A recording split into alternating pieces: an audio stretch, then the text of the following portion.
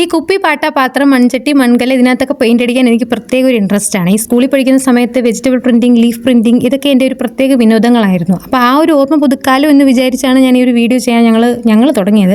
പക്ഷേ ആദ്യം അത്യാവശ്യം നന്നായിട്ട് വന്നതായിരുന്നു. അവിടെ വെച്ച് നിർത്താതെ ഞങ്ങൾ പിന്നെയും പെർഫെക്ഷൻ കൂട്ടാൻ വേണ്ടി ചെയ്തുകൊണ്ടേയിരുന്നു.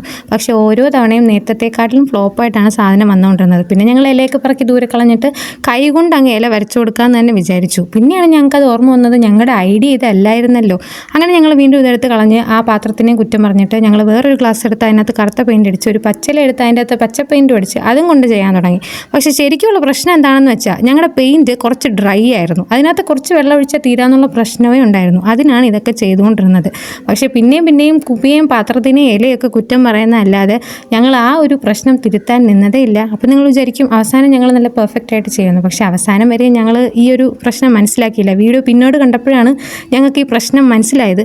അപ്പോൾ ഞങ്ങൾ പിന്നെ അത് ചെയ്യാൻ നിന്നില്ല. ഞങ്ങൾക്ക് ചെറിയൊരു മടിയുള്ളതുകൊണ്ട്. അപ്പോൾ നിങ്ങൾ ചെയ്യുമ്പോൾ കുറച്ച് പെർഫെക്ഷനായിട്ട് ചെയ്യുക. അത്യാവശ്യം നല്ലൊരു സാധനം നിങ്ങൾക്ക് കിട്ടും.